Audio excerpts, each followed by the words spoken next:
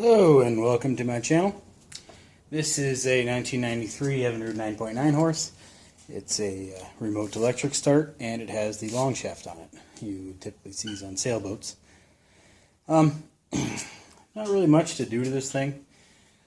So plan is to weigh it, and then I've been getting a lot of questions on how to remove the lower unit and other just menial simple tasks. So probably going to see some future videos of me just doing easy stuff like removing the lower unit, removing the power head, that kind of thing. I do plan on fixing this thing. I'm waiting to find another one before I can get rid of that long shaft because I got no need for it. But anywho, so we'll do a quick walkthrough and we'll weigh it up. So this came from a police auction, which I think is kind of neat. Mainly because it says evidence all over it. Now, the redacted information here, you hold up to the light, you can see it no problem. You can probably even see some of the letters on my writing there. So my plan is to go to the internet and look it up to see what this guy did. Now, I've never had a police auctioned motor before. You would think that this thing was stolen, therefore, when they recovered it, go back to the rightful owner. Apparently not. Apparently they just auctioned off, so I don't know what that's about. But anyway, it was a nice little buy. Let me show you the inside. So pretty standard for what you normally find in the older 9.9 and 15s. Main difference, fuel pumps over on this side, and we have a starter solenoid up top. The other engines that I've done don't have the solenoid up top. They have it in a junction box mounted to the boat, so that's kind of interesting. The other side here, there is no choke solenoid here. Instead, it has the primer solenoid right there.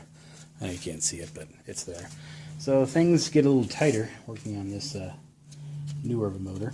Don't know why. Like, you have the cap here, so you can put it in your engine defog or tuner can or storage can. But then you also have this massive fuel line going up right here. So you're not really getting to that easily.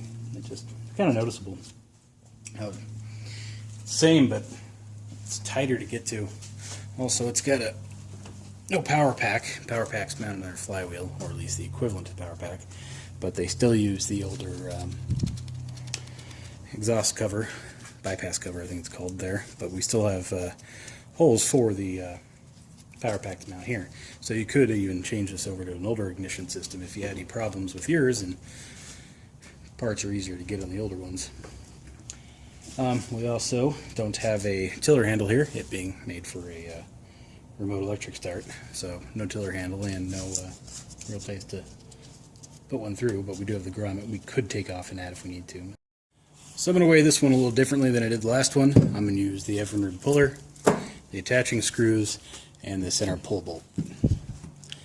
This isn't an Evinrude bolt, this is just generic when you can get it at a hardware store, if you can find it. I'm going to weigh that this time and then subtract the weight of that when I weigh the motor. So our screws, our puller base, and our eye bolt here weigh 2.9 pounds, so we'll subtract that from the total weight.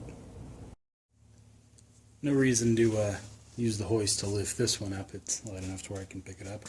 So I'm just going to pick it up, slip it over the hook, and see what happens. Now these things aren't light, but they ain't that heavy. Well, we are completely off the ground. Nothing's rubbing on the bench to affect our weight, and we're at 82.2 pounds. So, I don't know, not light, definitely not heavy. So let's get it off and we'll weigh the hood.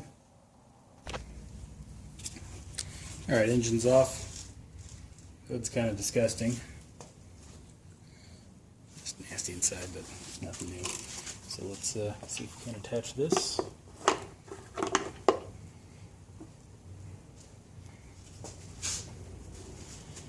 And we're at 3.1 pounds.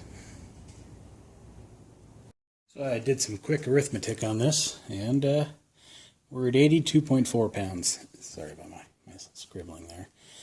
So, no, it's not light, but not heavy. About what you'd expect, I suppose. I was guessing about 70, but, you know, whatever. Now, keep in mind, if you have one of these, it's going to probably weigh a little bit less. Well, if you have this exact one, it's probably going to be about the same. But if you had a short shaft, you're going to have a little bit less weight. If you don't have the electric start, you're going to have a little less weight. And if you don't have the tilt tube like this one does, you're going to have a little less weight too. You can see the tilt tube right here. Now, if you have a tiller handle, you can add a little more weight. So when I come across another one of these, it's all complete. We'll weigh it up too and see what the difference is. But I could just weigh all the parts individually and kind of calculate it, but where's the fun in that? So now you know what these weigh. So stay tuned for future weighing outboard videos and taking things apart videos. So have a good one. Now look at this. 2012. This thing just came to auction, I don't know, a month ago. I don't know how long they let these things sit in their evidence locker for, but apparently quite a while. Also, see the names there.